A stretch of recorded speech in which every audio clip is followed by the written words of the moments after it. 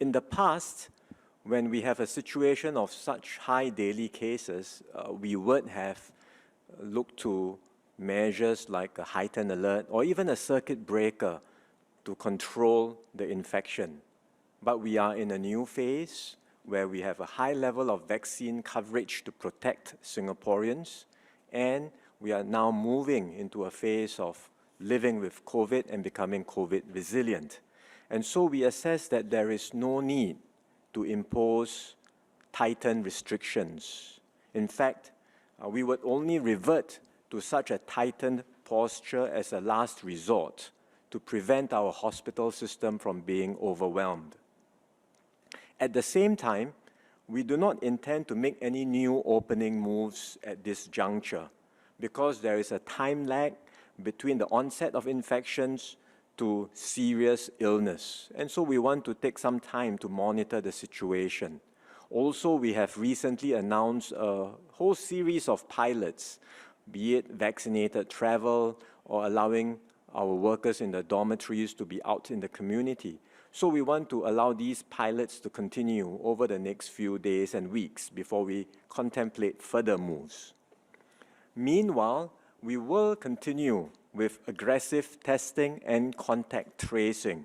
So even as cases rise, through testing and tracing, we will be able to slow down the transmission and avoid uncontrollable surges in cases that can easily overwhelm our hospital system. In particular, we believe that there is scope to do more on the testing front. So we will redouble our efforts to make regular testing part of the new normal. For certain high-risk settings, the government has already mandated rostered routine testing. So that's already done for people working in these high-risk settings.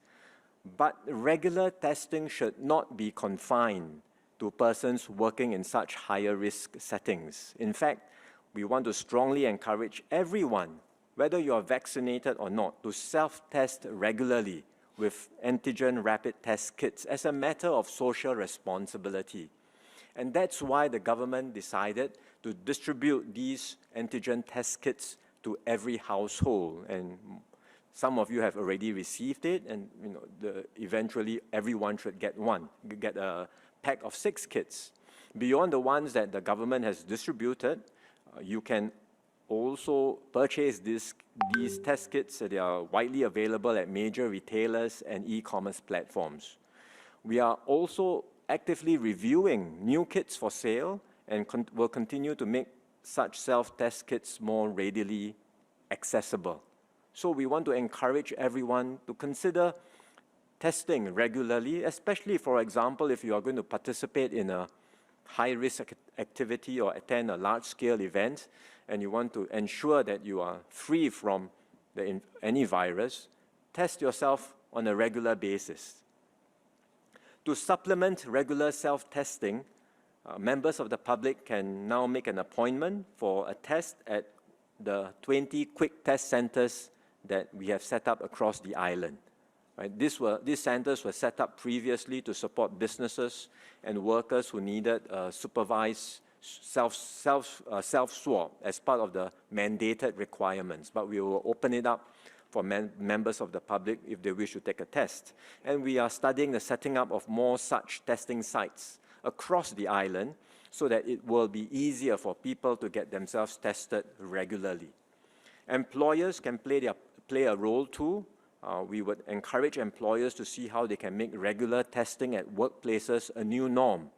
And so the tripartite partners will be discussing further guidelines to promote more pervasive use of antigen rapid tests at workplaces.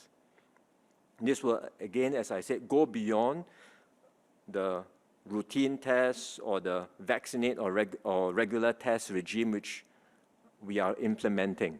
Right? This is moving beyond all of these mandated testing requirements towards making testing a new norm and making testing more pervasive. We have already reached very high levels of vaccination. We are one of the foremost countries in terms of vaccination. We should now aspire to be a nation of testing, where testing becomes a way of life.